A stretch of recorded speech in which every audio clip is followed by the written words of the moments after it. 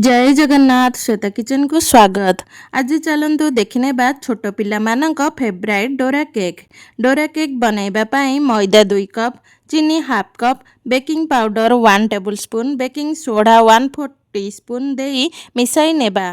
तापरे महू 4 स्पून देबा।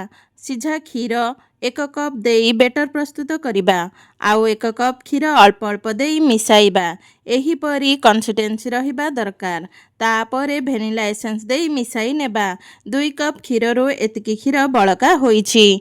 2 cup मैदार 1/3 cup क्षीर लागिछि। एबे एही क्षीर को साइड रे रखिबा। एबे गोटिए पेन गरम करि नेबा। तापरे बेटर को गोटिए स्पून सहाय्य रे 1 स्पून ही देबा, अधिका देबेनी।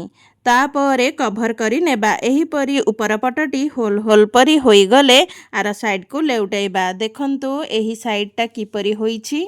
आपनको मोर रेसिपीटी भल लागिले सब्सक्राइब करि नेबे। पाखरे थिबा बेल आइकन को प्रेस करि नियंतु, जद्वारा मोर नुआ रेसिपीर नोटिफिकेशन पाई परिबे।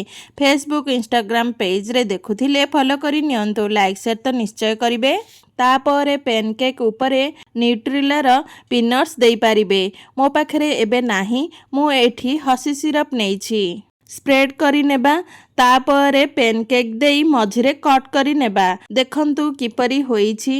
एहीपरि घरे डोरा केक बनांतु, गरम गरम खाआंतु। किपरि होईछि कमेंट सेक्शन रे जणाइबे। रहुछि, धन्यवाद।